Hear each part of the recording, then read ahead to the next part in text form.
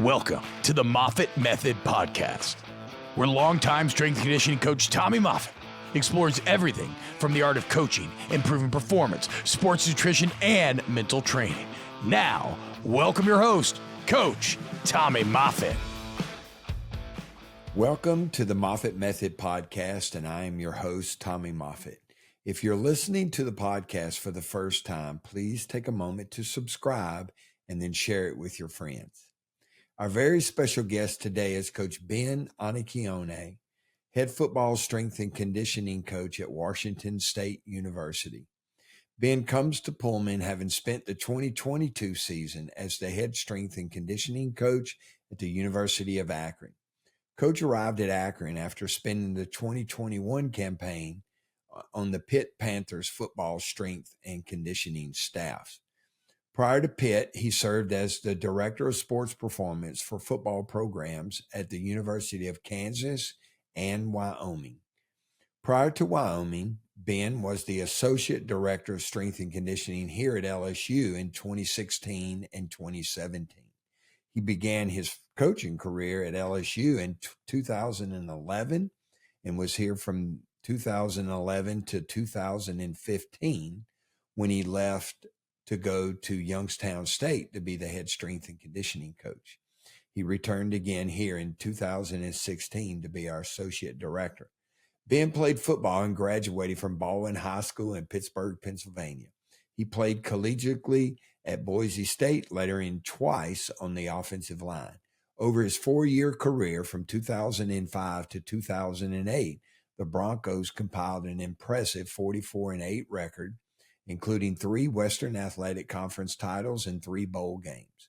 The 2006 team went 13-0 and earned a number 5 final national ranking after beating Oklahoma in the Fiesta Bowl.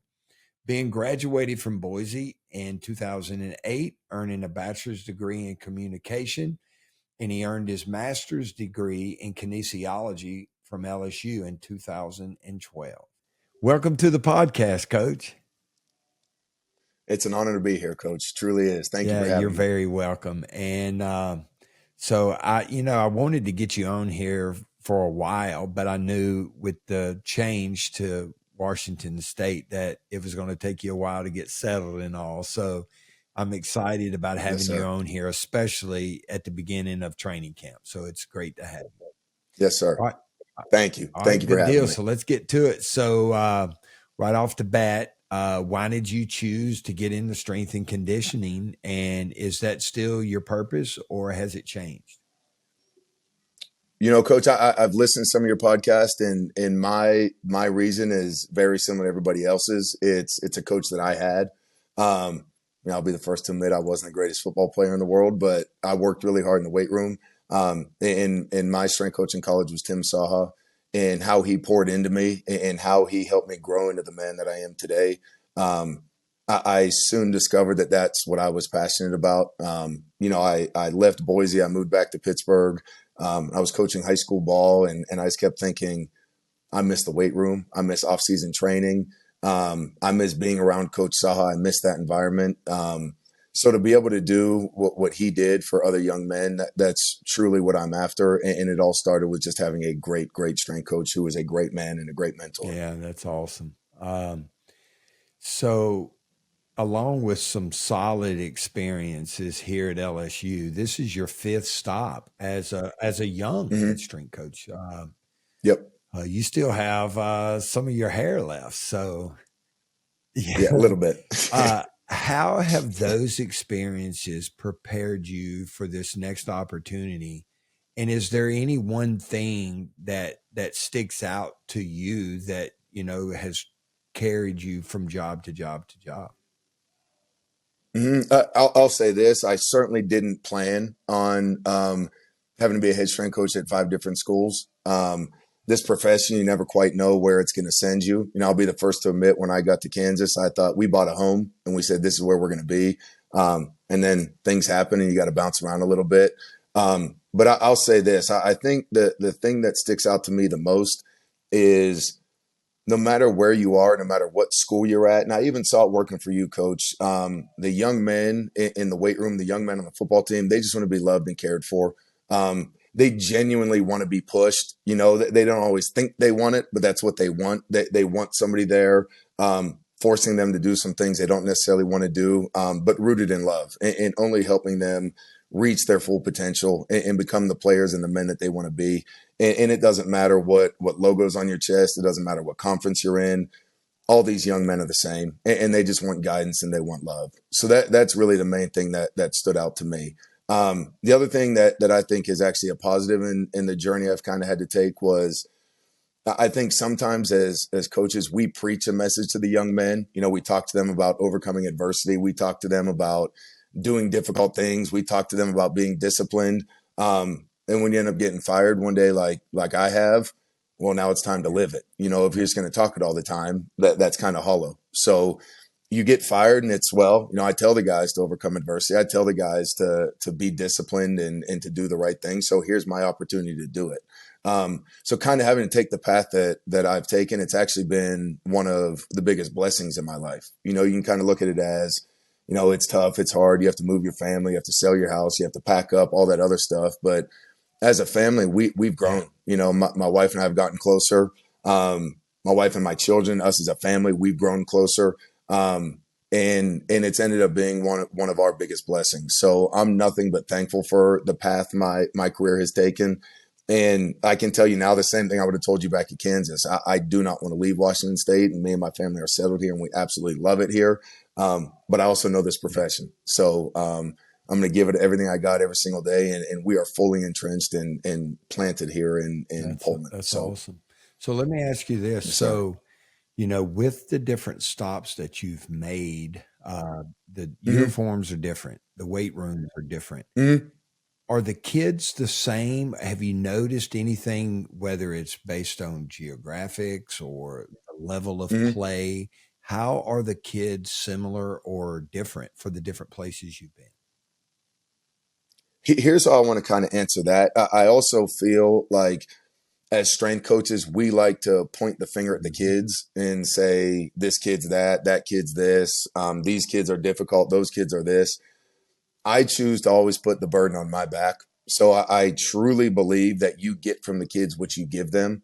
So if you approach a kid and say he's a difficult kid, in my opinion, you're shirking the responsibility of being a coach. You're going to get from that kid what you give them. So if you give that kid love and you're hard on that kid, but you're rooted in love and you're only asking him to do things that you truly believe are going to help get him better, you get from the kids what you give them. And you used to try to kind of explain that to me when I would have some difficult kids, and I didn't always want to hear you as a young strength coach, but through my travels, I now see very clearly that is 100% true. That as a coach, you should always put the responsibility on your back. So if you're getting something from the kids that you don't like, it's your fault. You know, coaches talk about culture all the time. I believe that you are the culture. So how you act, how you live your life, how you treat your staff, that is the culture. And the kids are going to watch you and they're going to give you back what they observe. So truthfully, no. I think they're young men that are looking for guidance, and you're going to get from them what you give them. And I believe that. So if I get something I don't like, that's my fault. I've got to fix something. That's awesome. And I think very well said. And it's amazing how well, you know, because you could have read that in a book, you know, Jocko could have said it, or I could have said it, or anyone that you'd worked for. But when you start to experience life firsthand, all of a sudden the light switch comes on, you know, and you see it for what it really is. Yep. And I read a quote, and again, I don't love always just reading quotes, but the quote was something along the lines of, you know, mentors and people can teach you knowledge, but they can't teach you wisdom. You have to live wisdom. So you know, as a young strength coach, you could teach me all about programming and all kinds of things, but you couldn't teach me the wisdom that you had accrued over the years. And it took me having to go through the field and experience some difficulties and some things like that to really live it and wrestle with it, and then really make it a part of who I am. So I think you're right, Coach. I think it's definitely something you have to live to truly understand. You can't teach it to somebody. Yeah, awesome. So by the time this episode airs, Washington State will be in the second week of training camp. Okay. So could you describe some of the things that you did leading up to training camp to prepare the team for preseason practice? And how much work will take place in the weight room during training camp leading up to week 0 and the start of the season? Yes, sir. So as we approached training camp, we kind of had that inverse relationship between volume and intensity. Well, we really wanted to peak our guys. We wanted our skill and our mid guys to hit new max velocities by the last week of training. And that was last week for us, the last real week of training. So we wanted to see new max speeds for those guys.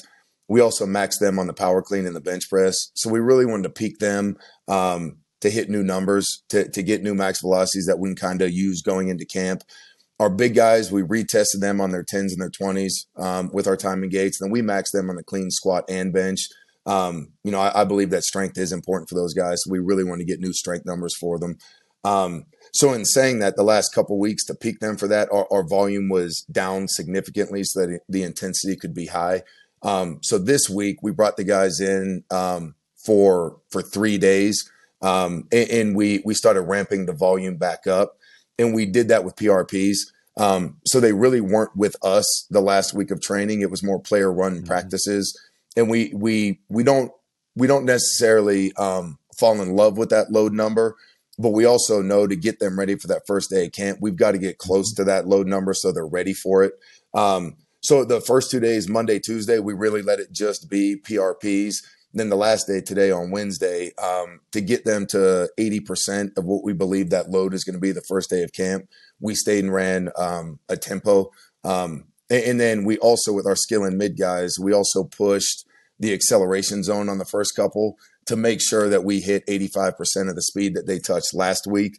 Because if we hit a new max speed and then didn't do anything for 10 days going into camp, you really don't get those residual effects from the speed, and you might see those speeds decrease. So we really want to see them touch 85% of their max velocity again.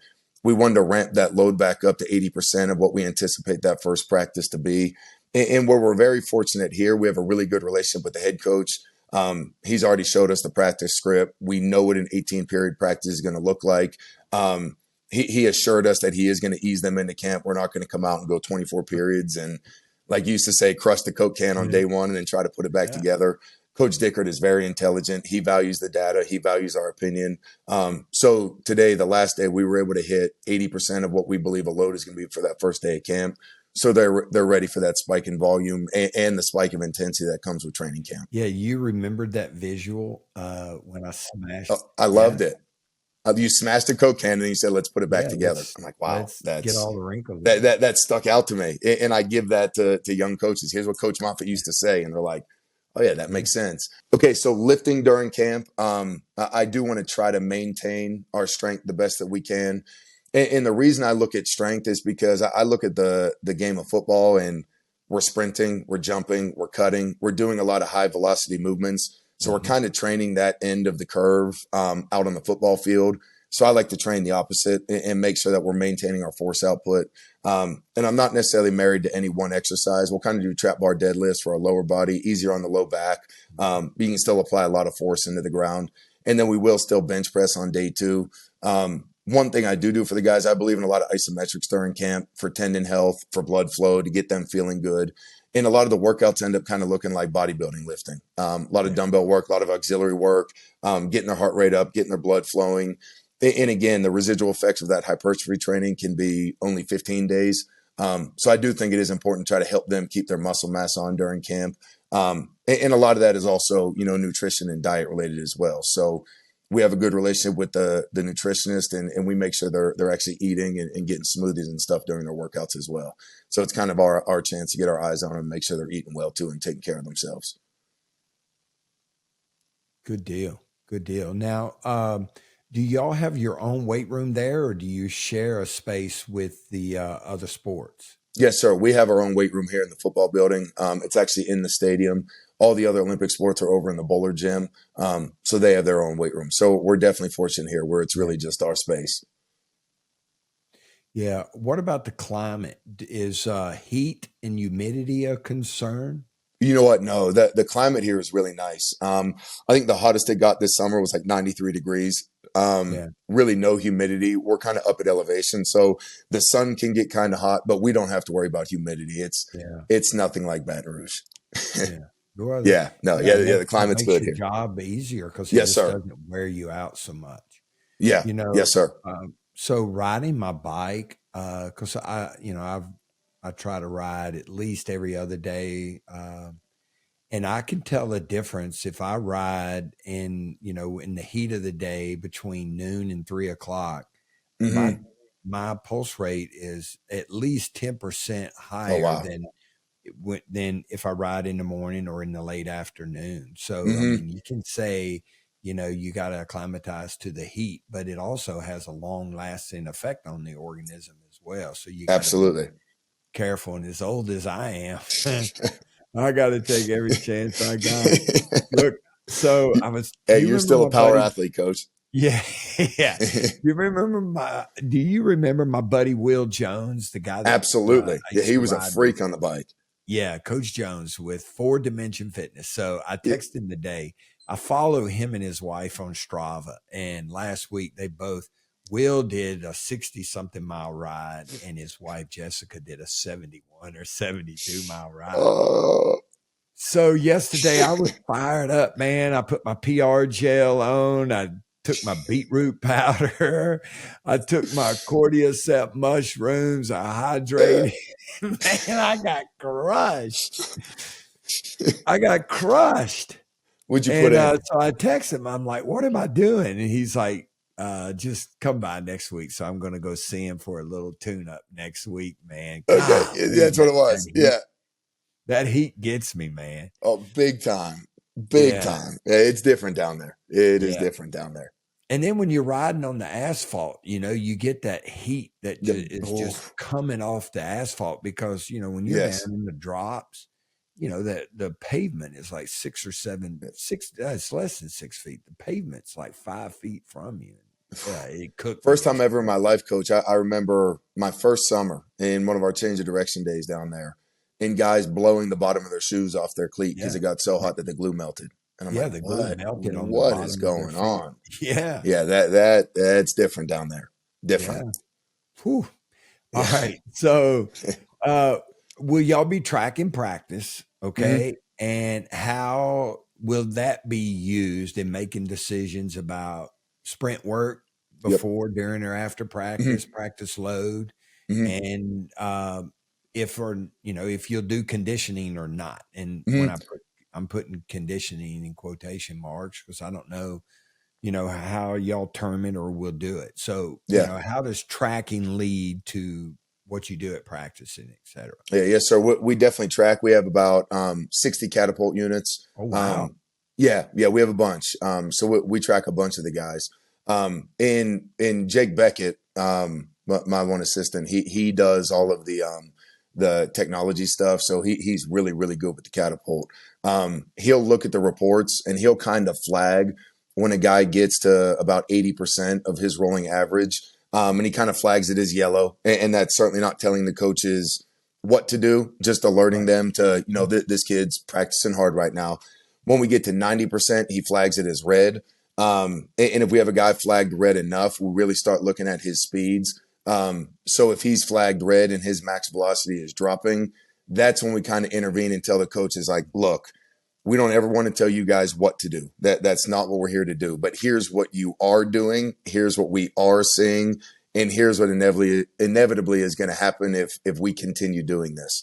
And then we kind of let the coaches make decisions from there. Like I said, here at WSU, Coach Dickert is very on top of it, and he wants to hear that. So he certainly makes decisions based on what we tell him. In terms of sprinting during practice, kind of how I mentioned heading into camp, we definitely want to see our skill and our mid-skill guys, the guys that do have to open up and run more. We want to see them hit 85% once a week. And again, coach is really smart with how we practice. So I'm not worried about pulling a guy off to the side and saying, we've got to hit some 30-yard sprints right now to touch that 85%, just to make sure your nervous system is ready for the demands of the sport. Your tissue is ready for the demands of the sport, and you're not getting slower as the season slows down. Yeah. So we really, we make sure our skill guys and our mid-skill guys hit 85% once a week or very close to it.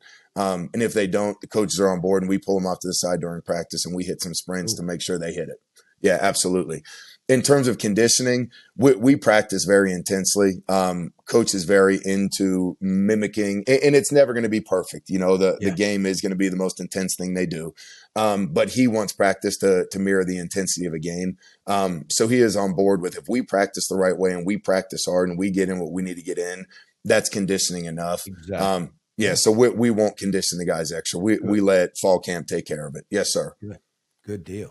Now, what is the head coach's, what's his background? Where did he come from?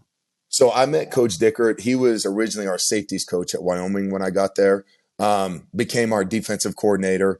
And then he left Wyoming to become the DC here the year that I left Wyoming to go to Kansas.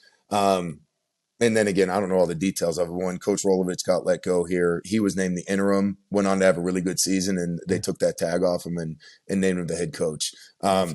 He worked his way up the ranks. I know he played D2 ball, worked his way up through those ranks. And, he every day he kind of grabs me and was like, can you believe that, we're kind of in charge of this place? I'm like, no, we got it. Awesome. Yeah. So, both of us are we're blessed to be here. It really is amazing. That is awesome. Yeah. All right. Can you talk about your staff? And the Absolutely. reason I ask, doing my research, I started looking at, where they'd been and all. And I thought that you did a really good job of how you went about obviously recruiting them and developing the staff. You could tell that there was a process in place by the way you hired these guys. Can you talk about that? And can you talk about what they bring to the table?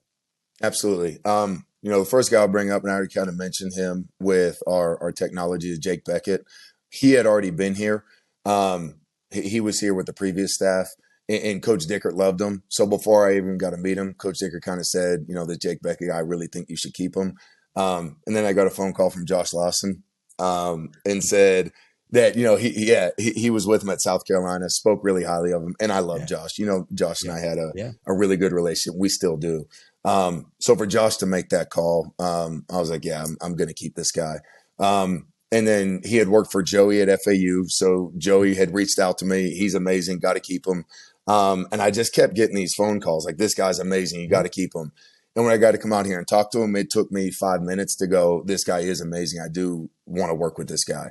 And what I love about Jake, he is so intelligent, very, very smart with the science and the practice of training, very intelligent with the GPS, very good at the things that I'll be the first to admit that I'm not the best at. I am not a type A guy. If you want me to track catapult and organize the numbers, my brain will explode. I'll purposely get distracted just because that's not how my brain works. So I really like to approach things and bring down my ego. It's not about me. Who's going to make me better? Who's going to make these kids better? And Jake is amazing at all the things that I'm not the best at. And I rely on him for a lot of things. He really is my right-hand man. He's going to be a head strength coach really soon. He's amazing with the guys too. I'm saying he's good at all the programming and the technology stuff, but he's amazing at building relationships with the guys too. So I'm just fortunate to have him here. He and I talked yesterday. I said, "You're ready to be a head strength coach," and he said, I don't want to leave for just anything. I said, "That's smart, but you're ready, man. So let's keep doing this thing together." How old is he? Shoot, Jake. Oh, I don't know. He's younger than me. But I don't want to lie. I don't know if he's early 20s. I don't know if he's late 20s or early 30s. I don't know. He reminds me. All right. So then the other thing, I'll say this. He's like a young Rocco. He's out on the platform cleaning and jerking 400 pounds. And I'm like, a little bit stronger than Rocco. Little stronger. Yeah. That's saying something. Yeah. Believe me, I know.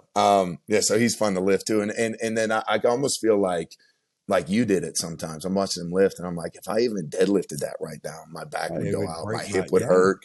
Like, this is crazy. You're the young guy now. Here I am, almost 40 now. Yeah. So he would have been one of us, Coach. He'd have been me, Eric, Ryan, Josh. He'd have been one of us, probably driving you crazy some days. Then the next guy is Tristan White. He interned with us at Wyoming, did a phenomenal job. Ended up helping him get a GA at Montana State, was able to turn that GA into a full-time spot. Brent Vegan is now the head coach at Montana State.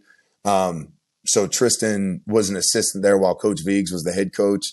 His offensive coordinator is a good friend of mine, Taylor Housewright. So again, when they saw me get this job, I'm getting phone calls like, Tristan's done a phenomenal job. Thank you for recommending him to us, but he's ready for the next step. And I already worked with Tristan. Again, very intelligent guy. He works with our quarterbacks, very good with mobility type stuff. Very good with special exercises for those quarterbacks. And again, just really good at building relationships with the guys. I'll say this, and it's something I remember you talking about often. It's easy to kind of teach the guys how we're going to do things. It's easy to teach the guys how we're going to coach the power clean, or we're going to coach the snatch or the split jerk or the back squat. Here's how we're going to do things. That's up to me to teach the staff. One thing I won't compromise on is I want to be surrounded by guys that only have our young men's best interest at heart. So that's first and foremost to me. So I'll say that's true for all of my staff. Next guy is Jonathan Amosa. He was actually on the UW team when they came to Baton Rouge in 2012. Yeah. So he asked me, that 2012 team, he's like, you guys were pretty good. I'm like, wait a second. Were you on the team that came to Baton Rouge? He's like, Coach, I think you guys beat us by 50. I said, yeah, we were pretty darn good back then. Who was that Kevin Minner guy? I played fullback. I had to hit him one time. I'm like, oh yeah, good luck with that. So he was on that team.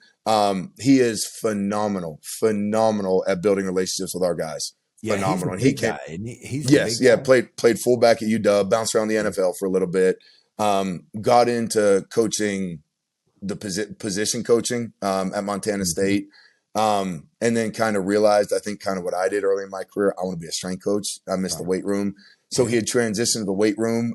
He was at Baylor with Coach Vic.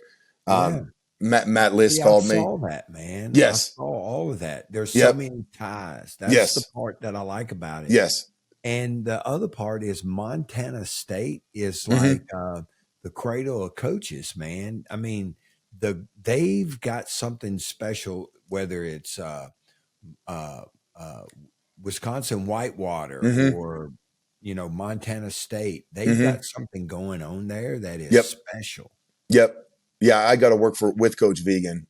He was the OC at Wyoming while I was there, and he's a hell of a coach. Hell of a coach. And I think the proof's kind of in the pudding. They played in the national championship. He has those guys rolling. And Coach Most was actually there as a position coach at one time too. And then Matt List called me too from down at Baylor, and Coach Grimes. Really love Coach Grimes. He's the OC at Baylor. Yeah. He shot me a text and said, this Jonathan Amosa guy is really, really good for our kids. So if you're looking for somebody, I recommend you interview him. I'm like, shoot. Now, List is calling me. He was a weight room guy at Baylor. Yes. Yeah. So he was a paid intern for Vic. So he had already made the transition. Yeah. Yes, sir. So he actually worked for Coach Vic down there. Yeah. And then the last guy is Dave Terrebonne, younger coach.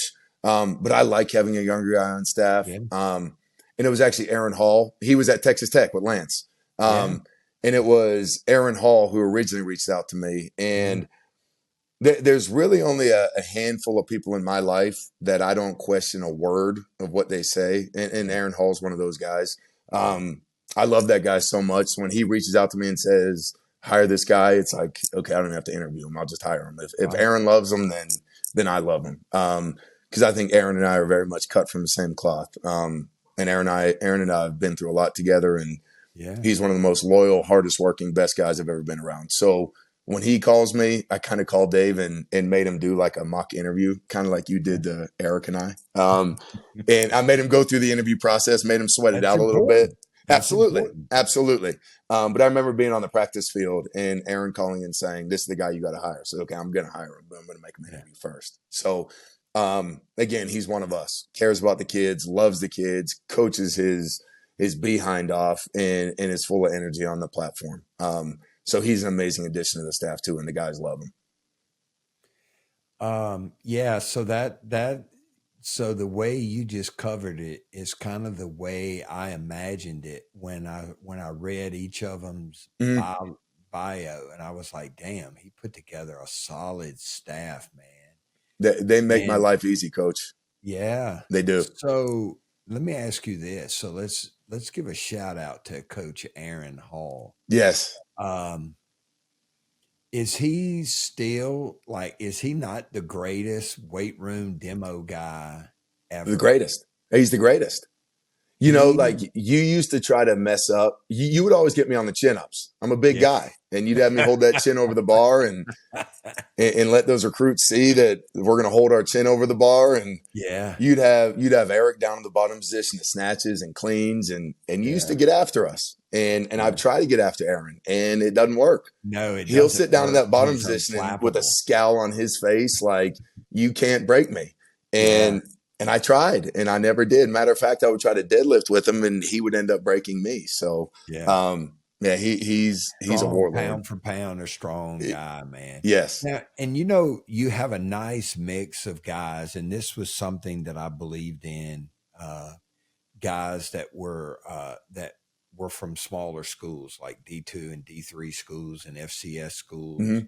And I don't have anything against guys that played in the FBS, Power 5 and all that, but I just felt like there's a different, not character, but there was just a different way that the people that came from small schools that had either coached in high school or coached in D3 or played D2 ball, they just seem to carry themselves a little different in the weight room. It just kind of means a little bit more to them. You know what I'm saying? Absolutely. I feel like and I feel the same way, that they're more appreciative for what they have. Exactly. And I know Boise's a big school now, and I played, and it was a D1 school, but we didn't have nutrition fridges, and we didn't have all that stuff. You know, if you were on the weight gain plan, Coach Saul would throw you a carton of milk and say, see you tomorrow. So when you walk into the weight room and there's a fridge stocked with protein shakes, and there's a counter with fruit and bananas and protein bars, and they get to come to work in a weight room like this, and all they have to do is coach really hard and coach the guys, it's a blessing. They never feel entitled to anything. And I think that's important too, to have that on your staff, that they shouldn't feel entitled to or above anything. And I think you're right. I think guys that don't come from as much are super appreciative for what they do have. Absolutely. And they work. Yeah. And they work harder. Yes. And that, so every time I say that, I think of guys like you or Brian Johnson and some of the other guys that have been very successful in this field. But I've also worked with some guys and y'all worked hard. Every one of you guys worked hard, but I've also worked with some guys that felt entitled in some way because they played at a much higher level. And so it was always easier for me to, and you'll hear people say the easiest person to teach a snatch or power clean is someone who's never snatched or power clean. Yeah. And in some way, it just seemed like it was easier to develop a young coach from a Division II or Division III or FCS school than it was someone that had been, maybe it's because of the amount of coaching that they had gotten or something, So, yes, sir. That leads me to my next question. I always preached about the LSU way. This is how we're going to do it. What's the WSU way? Coach, I've wrestled with that often because I so much believed in how we did it at LSU and why we did it that way.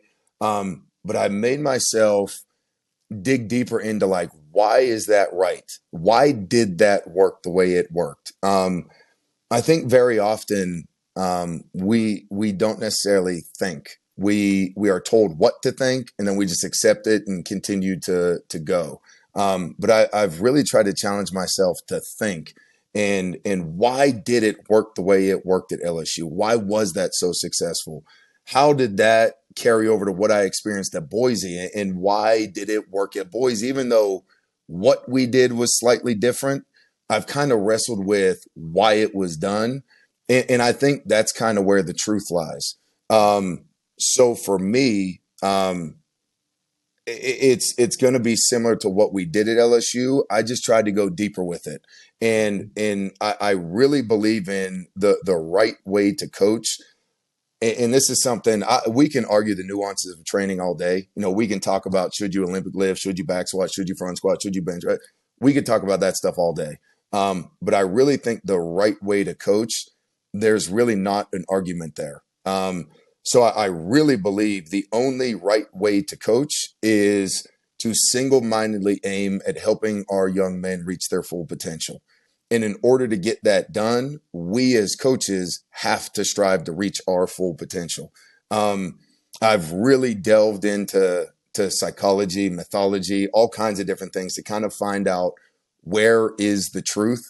And brilliant psychologist Jean Piaget, developed behaviorism, and he found it, and it's self-explanatory now. People just accept it as true, but it wasn't always that way. He found that human beings learn by observing. They then act out what they observe.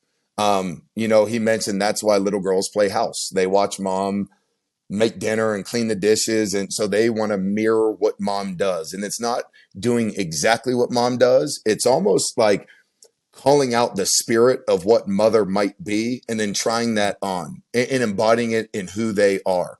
Like if you were to ask my boys right now, what do you want to do when you grow up? Sal told me, I think it was like 3 days ago, he's going to play football at Boise State. He's not going to be good enough to play in the NFL. And when that doesn't happen, he thinks he's just going to become a strength coach. I said, okay, buddy, that's a really good plan. I hope that works out for you. They observe dad and then they act out what they think dad does.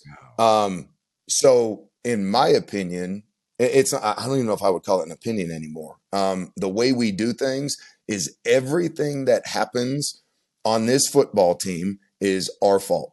If a young man misses something, comes late to something, has a bad attitude, whatever it might be, whenever we can point the finger and blame the kid, we point the finger back at ourselves. We didn't live it properly. We didn't explain it properly. We're not embodying what our culture should be properly.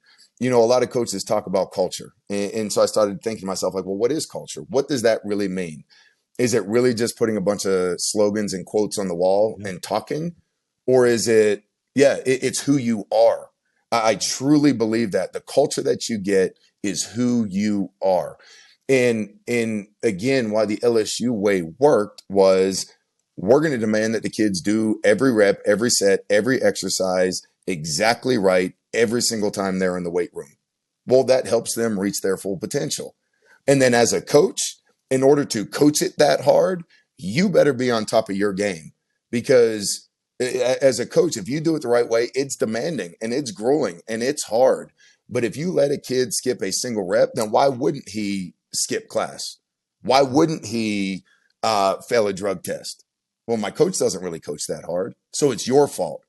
So I'm a big believer in the burden of personal responsibility. And again, like I said, I kind of delved into a rabbit hole of psychology and religion, and I don't know where I stand on everything exactly in terms of religion and faith and things like that, but that's something that I believe the Christian mythology got exactly right. And that's why Jesus bears the sins of the world. And I believe that the hero archetype, and it's actually kind of neat. I buy strength and conditioning books, and I'm going to read one during camp, and I'm going to read Bladden's Agile Periodization during camp. So I was kind of flipping through it this week, and I'm flipping through it, and on page like 250 or something, there's a diagram of the hero's journey. And it stopped me in my tracks because I've been obsessing over that for probably like the last decade. So again, I never want to preach religion, but one of the archetypes of the hero is Christ. And what does Christ do? He bears the sins of the world, even though he was innocent, even though it wasn't his fault. Right. And then you're called to emulate that. You're called to be your own hero. So if a kid does something wrong, how dare I point the finger and say it's his fault? That's wrong. That's my fault. I can be better. I need to do better. So my contention with strength and conditioning at times is we always like to point the finger without and talk about what's going on in our profession, what's messed up in our profession, who could train guys better, why would they do this, why would they do that? Well, point the finger back at yourself. Yeah. Dive deep into yourself. Yeah. What do you value? Why do you value it? What are your insecurities? What are your vulnerabilities?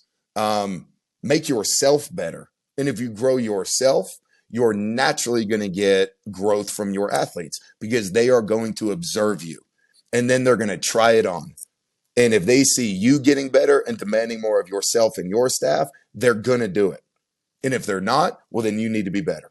So at the end of the day, the WSU way is personal responsibility.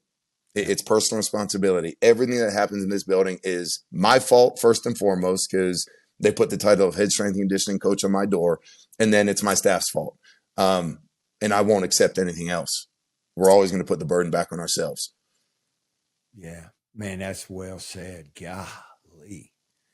And you didn't think about that in 5 minutes. No, sir. Hard on that. And, yes, sir. So I was thinking of examples, and I read a book. You've probably read it. It's by Jocko Willink. It was called Extreme Ownership. Yep. And in some way, that's kind of what you're talking about. You got to take personal responsibility and look at what you should have done, what you could have done. Yep. And so a quote from Jocko that I absolutely love. And I don't even know if he realizes how deep the quote is when he says discipline equals freedom. Yeah. Because I heard him say it. I heard him say it a while ago. And I'm like, what exactly does he mean by that? So let me wrestle with that a little bit. Human beings, they think they want freedom. They think that, especially the young men that we get to coach, they think they want freedom. But the human mind, the human psyche, the human being does not operate in pure freedom. So look, we could do this. You want to play a game right now? You want to play a game? Yeah. All right, make the first move. Yeah, but you froze it first. Yeah. You had the freedom to do whatever you wanted to do. I had to think about what and you froze in the face of it. We don't know how to operate pure freedom. Now, if you and I were sitting next to each other and I put a chessboard in front of us and I said, do you want to play a game? And you said, sure, make the first move. You'd move a pawn or you would do whatever you would do in a chess game. By no means am I a chess master. All right, checkers, whatever. You would move a checker piece. That's laying order on top of chaos. So pure freedom is nothing but chaos. And we don't know how to operate that. You have to lay order on top of the chaos in order to navigate the world. So our young men are going to fight against it. They think they want freedom, but they don't know what they need. They think they do, but they're 18 and they're naive. So we need to be the order laid on top of the chaos that is the world, but we better be orderly first. If we're chaotic, we're just laying more chaos on top of them and they're not going to know how to navigate it. So again, it comes back to putting the burden on ourselves. And even psychology, Vygotsky, he termed it the zone of proximal development, where you want 1 foot in what is known. So you're comfortable there. I know how to operate this.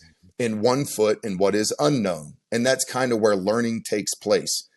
And then you can trace that back hundreds of thousands of years ago. And that's the Taoists coming up with the yin yang, order and chaos.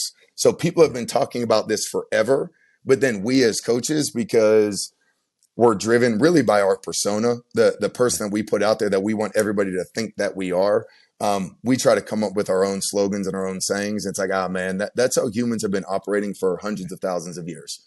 So like dive deeper into that kind of stuff if you really want to understand what the word culture means. It's much deeper than I think we as coaches sometimes give it credit for. Because if you go all the way down and you dig all the way down into it, you begin to enter into the religious and the spiritual domain. So I really believe to coach correctly, you're entering into a spiritual domain. And I don't think there's any other way to do it. And that's one thing I won't even argue on. Like, that's right, because I didn't come up with it.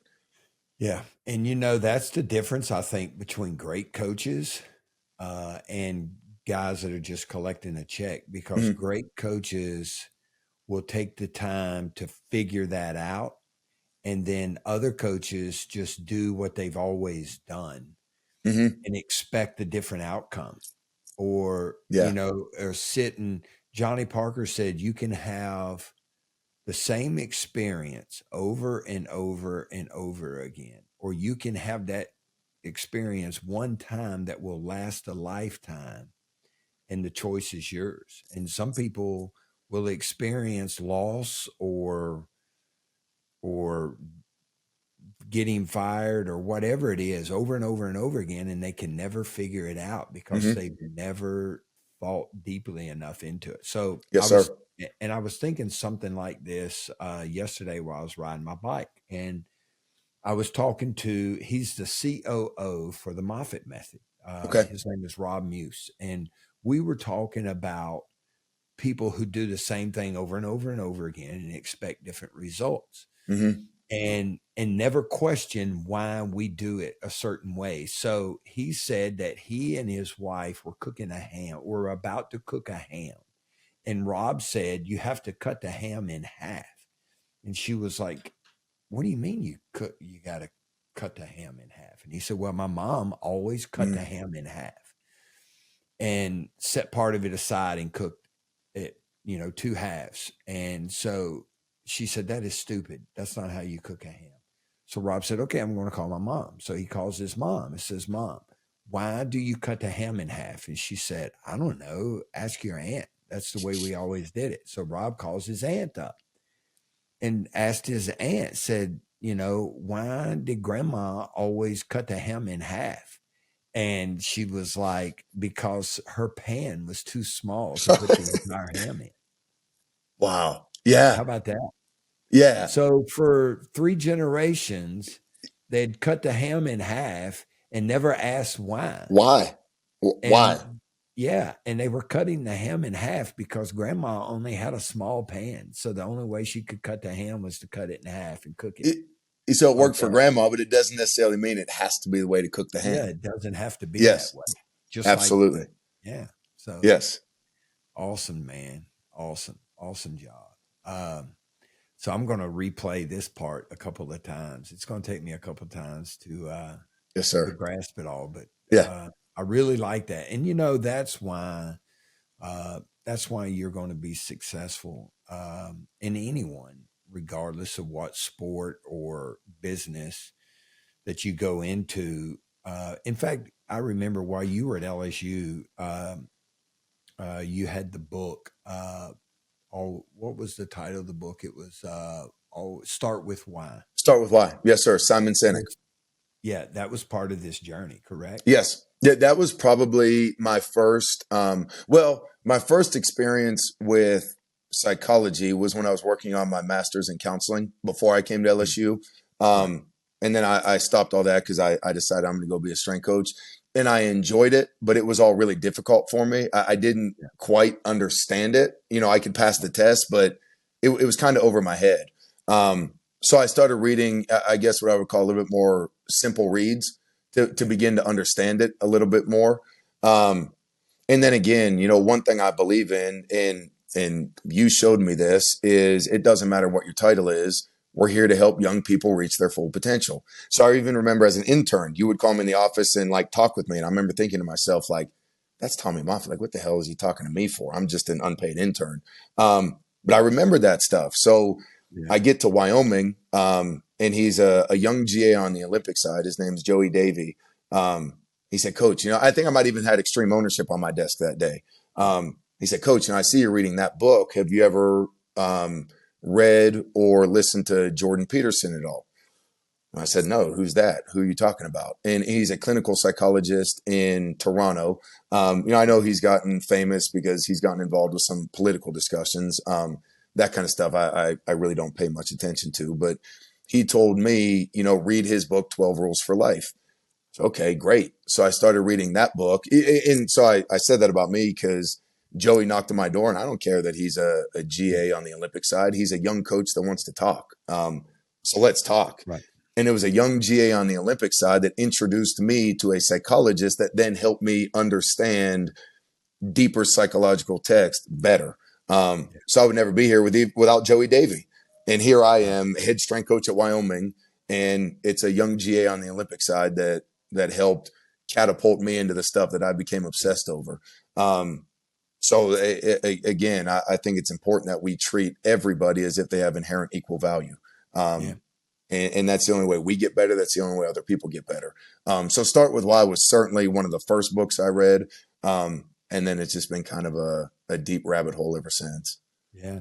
So, we were talking before and you asked me if I miss coaching. Mm-hmm. And, so one of the things that I really miss is those conversations, sitting down, and most of the time it had something to do with strength and conditioning, but a lot of times it was totally opposite of strength and conditioning. And it could be about life. It could be about, food. We had lots of discussions about food. Oh yeah. Music. How many times did I used to destroy you and Eric, and you're still trying to get me to like Rush and I told you Leonard Skinner. I finally see what you saw, and it took me time, and I'm sorry for that. For that. I was closed-minded, and I was wrong for that. Yeah. Well, so and so now that we're on the topic of music, which is probably my third love. Yeah. Well, no, fourth, but music is way up there. Like it's a major part of my life. So the genre of Southern rock really doesn't exist anymore. Like it did, so there were certain groups that you would, if someone brought up the term or phrase Southern rock, where would you put that now? Or where would you put that? Where would you put them today? And I don't know that people would say there is such thing as Southern rock, but can I throw an artist out there that I know that you might be shocked, but I'm obsessed with him? Is Zach Bryan. Yeah. Would that be? Is that country? Am I going into country? Right. Yeah, you're. Wow. Yeah, but now that is not what. There's new country. Okay. So Zach Bryan, I have my own genres. All right. Okay. So I like. So I kind of like now one of the music. Some of the music that I listen to, probably 60 to 70% of the time, is what I would call West Texas country. Okay. And I think, because, and nothing against New Country or Nashville, because that is the greatest city on the planet of the earth. Anybody who's ever been to Nashville or Middle Tennessee knows that it is Music City, USA. Yeah. But I really like Zach Bryan, man. I mean, I really, really, really like it a lot. And, somebody else, I don't know if you've ever listened to, is Ryan Bingham. And I have not. Yeah. So Ryan Bingham, so he is, was made famous for his role on Yellowstone. Okay.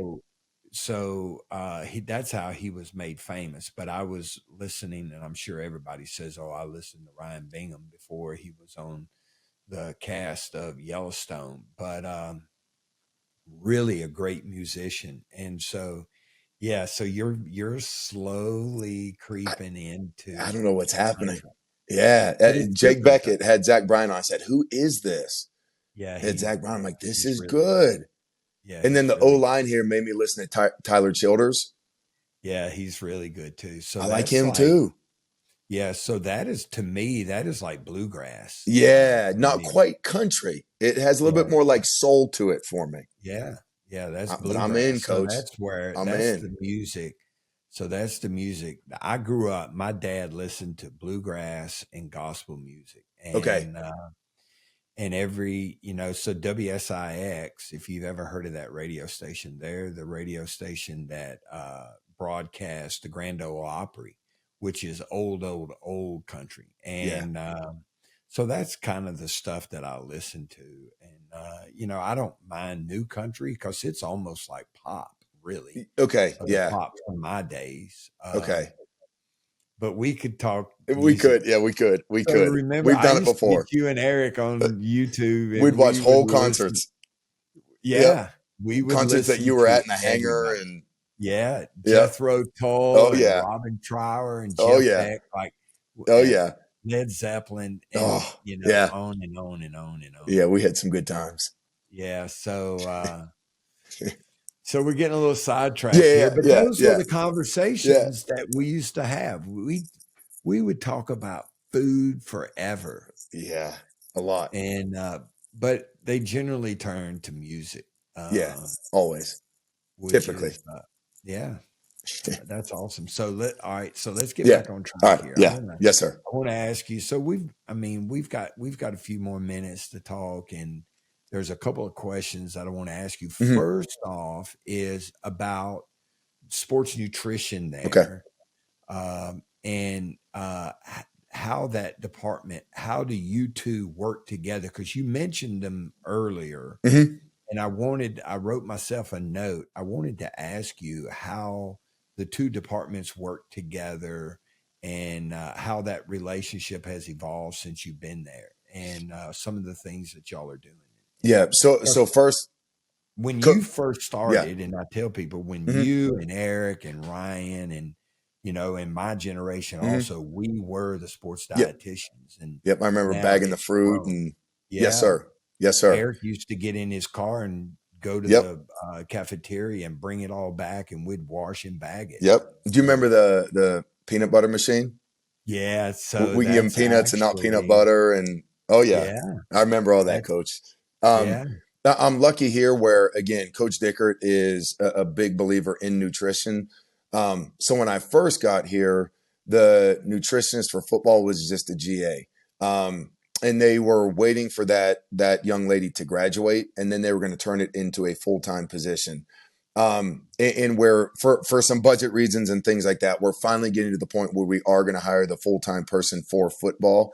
And Coach Dickert has been adamant about that he wants a full-time person that is just football. But in the meantime, we've kind of had a revolving door of the nutritionist that's working with us. So right now through the first, winter, summer, it's just been kind of, them being there during workouts for intra-workout nutrition. They bring them Cytocarb or Gatorade or whatever it is the guys need. There for post-workout smoothies, things like that. But we haven't had one set nutritionist, so we've kind of been working with different people, and it's been fine. It's been fine. All amazing nutritionists. But what's today? Friday. We're finally hiring our full-time nutritionist, and he'll be in place by next week. He's already been on campus. He's been one of the rotating people that's come through here. We already have a really good relationship. They kind of restructured nutrition to make a director of nutrition position, and then everybody is under that. So they hired that position last week. I finally got to meet with her 2 days ago, and kind of lay out what I would like done with football, kind of the things she's done with football in the past. So we're really just kind of getting ironed out exactly what it's going to look like. Right now, it's just kind of been working with what we have. The main thing that we've been able to get done, and I really believe in it, and it's the same device we use at LSU. I really like tracking body composition. So we have a strength and conditioning undergrad department here, where that's where we get a lot of our interns from. We had an unbelievable intern class this summer, and they're all undergrad students in the strength and conditioning department. So they have a bod pod on campus. So we've went through, her name's Shay Carson. She's going to become like the director of nutrition for Olympic sports, but she was working with us this summer. So we've been able to bod pod the guys 4 times this year. I really like tracking lean body mass. I don't necessarily get too bent out of shape, actual body weight. So the main thing we've gotten from nutrition is just really help with tracking the body composition, intra-workout nutrition. Then they're always there passing our guys out shakes, keeping the fridges stocked. All the things like you mentioned that I'm very grateful for now, because I remember back in the day having to coach the group, keep the fridge stocked, make the smoothies, and do kind of 2 jobs. So all that stuff they've done a phenomenal job with. Shelves. Yeah, all that. Keep track of inventory, and we had some fun stocking the shelves. You put your gloves on, and we'd have some fun. So amazing memories. But not having to worry about that as much. again, through the department, we will have, so what it's going to turn into, we'll have the director of nutrition for football. He will have a GA, and then they'll also have 2 paid intern positions. So the paid interns are here, the GA is here, and then the full-time head guy will be here on Monday. So we're going to finally have it ironed out, and then we kind of got to go from there exactly what that's going to look like. But that's exciting for sure. Yeah. All right. What's your plan for in season? What days are you going to train? What's going to be your focus? Yep. So a lot of that to me is also dependent upon how the coach wants to do things. You know, I've been places where they practice on Sunday and Monday is off. Coach Dickert likes giving them Sunday off. So our first lift will be Monday. But what we will do on Sundays, we'll have an optional yoga session for anybody that wants to come in and move around and get the blood flowing and start that recovery process. We certainly won't make it mandatory, but the yoga instructors will be in our indoor on Sundays for that optional deal. The first lift, we'll lift them on Mondays and Wednesdays. Monday's lift, again, similar to what I kind of mentioned in camp, just intensities will be higher. I like to focus on the force side of things in season. As long as we're hitting that 85% on our speed work, we're getting high velocity movements. We're jumping, we're cutting, we're bounding. We're being powerful on the football field. So I like to maintain their strength, maintain their force output in season. So again, it could be back squats, it could be front squats, it could be deadlifts, it could be a unilateral variation. Not necessarily in love with one movement, not married to one movement, but just making sure that lower body wise, we're maintaining that force that we built in the summer. I don't think you ever really get guys stronger on the back squat in season, but I think you can certainly maintain your strength through the season. So that'll be day one. Then on day two, some type of a Olympic lifting variation. I don't have the guys catch the bar a lot. I like snatch grip high pulls. I like clean grip high pulls. If a guy's wrists or elbows are beat up, I like a trap bar deadlift. I like a barbell jump, some type of movement that requires a high neural output. I think that primes us and gets us a little bit more ready for Saturdays. Again, not married to one movement. Whatever. I want the guys feeling good in season 2. So like I said, it could be trap bar jumps, snatch grip high pulls, clean grip high pulls, barbell jumps, even if it's med ball work, some type of power movement on that day 2 lift, and then an upper force day. And again, I like putting the bench press in their hands, the bar in their hands, because I just think you can apply the most force into the barbell. But again, it doesn't have to be the full range of motion bench press. I like 1 board bench, 2 board bench, floor press, but something where they're applying a lot of force with their upper body. I also think it's a way to train the nervous system without fatiguing the lower body. And that just sets us up for a better game day on Saturday. And then I also, a lot of in-season also kind of looks like bodybuilding training. I want to maintain that muscle mass. I want to maintain that lean mass to the best of our ability throughout the season. So like direct work, front raises, side raises, a lot of back work, biceps, triceps. Again, just trying to maintain the lean body mass that we put on throughout the off season. And I know it's not always perfect because guys get beat up and stuff in season, but if we can keep that lean body mass where it was, I think that's incredibly beneficial. So the emphasis kind of changes to a little bit more of like a bodybuilding program in season to keep them big and strong. Awesome. Yeah. So it sounds like it's a little conjugate. Yes, sir. Yeah, absolutely. Absolutely. I'm a big fan of Louis. I know sometimes some of Louis's concepts for team sport can get out there a little bit, but I think he's a really smart guy. So I think he's certainly somebody you can pull from. Absolutely. Yeah. Good. Well, last piece, and I saved the best for last. I truly believe that behind every great strength coach is a great strength coach's spouse. My wife and I were a team. I never made a decision ever, professionally or personally, without her input. And I know that Renee does that same thing for you. Mm-hmm. How has she helped you balance it all and keep you and the family on its toes and headed in the right direction? Yeah, I'll say this. I would still be some loser in Pittsburgh if it wasn't for Renee. If I tear up, I apologize. She's my world. I was at the University of Pittsburgh, and Coach Narduzzi did something really cool. He would have the seniors come up in front of the room and say who their hero is and why. And I started thinking to myself, well, who would my hero be? Like, I've never really thought about that question. Like, who would my hero be? and it's my wife. She's my hero. She's my everything. What she has done for me is help reveal to myself what's kind of always been there and other people have seen in me, but I've never quite seen it in myself. She's brought the best out in me. She's the toughest, hardest working, most loving person I know. Hey, babe, we just had our first son, but I'm going to go take the head strength job at Youngstown State. You stay down in Baton Rouge and I'll be back to get you guys. Okay. A year later, hey, Coach Moffitt called. I think this is the right move. You want to go back to Baton Rouge? Okay, let's go. Hey, you want to move to Laramie, Wyoming? Absolutely. Hey, Coach Miles called. You want to go to Kansas? Let's go. A year later, hey, bottom fell out. We got to sell the house and move. Okay, got you. I'll pack the house up. I mean, I've never met a tougher person. I've never met a more caring, a more loving person. And I would say she is the person in my life that has allowed me to become the man that I am today. Without her, I wouldn't be this type of coach. I wouldn't be this type of father. I wouldn't be this person. So I love her to death, and she's my hero, and she's my everything. So if I keep talking, I'm going to cry in this podcast. So she's my everything, Coach. Yeah. I understand that. And same for me, man. Same for me. I would be a loser for sure. I would be a super loser. Big time. Big time. I'll tell you a quick story. When Dylan and I first started dating, I wanted to take her home to meet the family in Tennessee, which is always a nerve-wracking experience. Now, you and Renee grew up together. Yes, sir. But, Jill and I were a world apart. And so I took her home, and my brother, Bill, and his wife, Lisa, and I, with Jill, went out on kind of a double date. And I said something kind of out of line, and Jill backhanded me in the chest. What?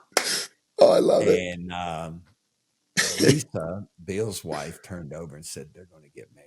Yeah. And so sure enough, we got married because she was the only person that ever really, besides my mom and dad or family, that stood up to me and told me to shut up. Did she have to keep doing that? Is that a common theme? Yeah. My friends just shake their head. Yeah. But I would be a super loser. Yeah. If it was Yes, not sir. for my wife. And yes, sir. And, love that. And I truly believe we were always a team, just like you and Renee. And I never made a decision without her input. And honestly, every decision I ever made as a coach was based on what was best for me and her and the boys. Yes, sir. It was never about money. It was never about anything else. But yes, sir. That. Yeah. And so I'm right there with you on that one, brother. Amen, Coach. Well, unfortunately, our time is up, and I was going to break out YouTube and start listening. I'll probably listen to some music after. Oh, I for sure will. Yeah. I'm going down a rabbit hole after this. Yeah. But I appreciate you coming on. It took me a while to get you on here, but you know that you've moved around, and I wanted to make sure you were good and settled and ready to do this. And thank you, Coach. It's been great talking to you, man. You too. It really has. And please tell Renee and the family I said hello. I absolutely will. You've got you too. 3 beautiful children, and they're you know exactly who their mom and daddy is when you look at them too. Yeah. They're yes, sir. Full-blooded, man. Yes, they are. Yes, they are. Yes, sir. Good deal. So I appreciate your time, and thank you very much for coming on. Good luck this fall. Thank you, Coach. And here you always get, some of those West Coast games late at night. So hopefully I get to see y'all play. Yes, sir. We'll be looking for you. So I appreciate it. Thank you, Coach. I appreciate it. All right. Thanks a lot. All right. Thank you. You're welcome. I would like to personally thank everyone that has listened to this podcast and subscribed and listened to them all. I really appreciate the text messages, the DMs, and the emails concerning the topics, the content, and especially our guests. Every one of these guests that I've had on here have been close personal friends that I've got to meet throughout my career. And they're the reason why this podcast has been so successful. So please continue to listen and share the podcast with everyone. For more information about the Moffitt Method Remote Coaching Program, please visit our website at themoffittmethod.fit. And you can also follow us on Instagram and Twitter at the Moffitt Method. So thanks for listening. Really appreciate it. Have a great day, and we'll see you again next week.